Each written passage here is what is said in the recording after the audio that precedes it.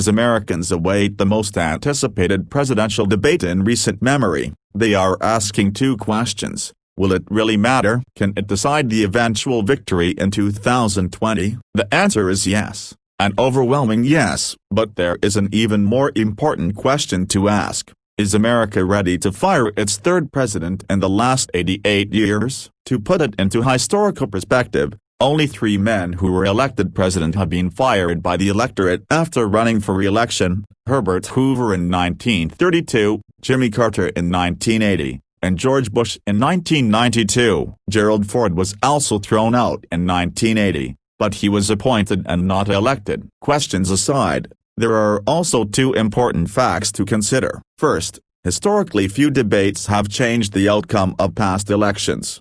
Of course, the 1960 debates between Vice President Richard Nixon and Senator John F. Kennedy had a significant impact on the race, with Kennedy's youthful charisma shining through. Similarly, the 1980 debate between President Jimmy Carter and California Governor Ronald Reagan, won by Reagan's smooth, suave performance, reassured voters that he was not an over-the-hill movie star or the mad bomber that the Carter campaign suggested. But, for the most part, presidential debates don't have a be-all and end-all impact. Second, incumbent presidents generally don't perform well in the debates, especially early on. President Barack Obama's first debate performance of 2012 comes to mind. The reason is that, in the 4 years between presidential campaigns, no one is on equal footing with the president's bully pulpit. No one pushes back on him, leaving the president unprepared for political warfare. However, as President Obama proved,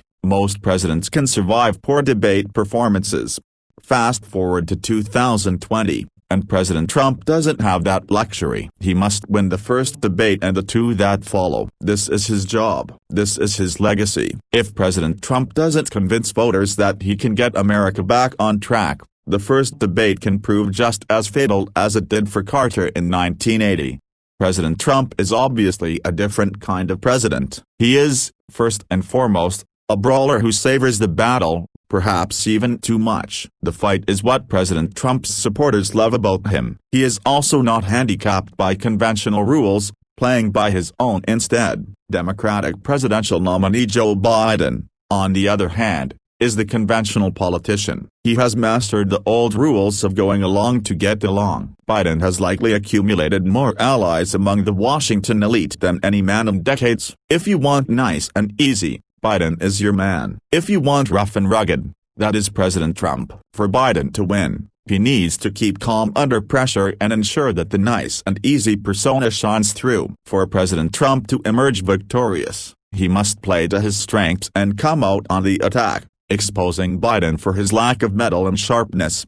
Context also matters. President Trump heads into the first debate trailing in virtually every national poll, and most of the swing polls in key battleground states. Getting back in the game means being on top of his game. Meanwhile, Biden is the oldest man to ever run for president, leading him to run a non-traditional campaign marred by verbal gaffes. He has never been an effective campaigner, outside of his home state of Delaware, making his supporters all the more nervous. However, Biden does bring decades of political experience to the table, and that matters. If the 2 candidates debate policy differences, it could be a worthwhile debate. But that's unlikely. A brawl is the most likely outcome, which favors President Trump. However, the president cannot fall into the trap of throwing too many punches too early on.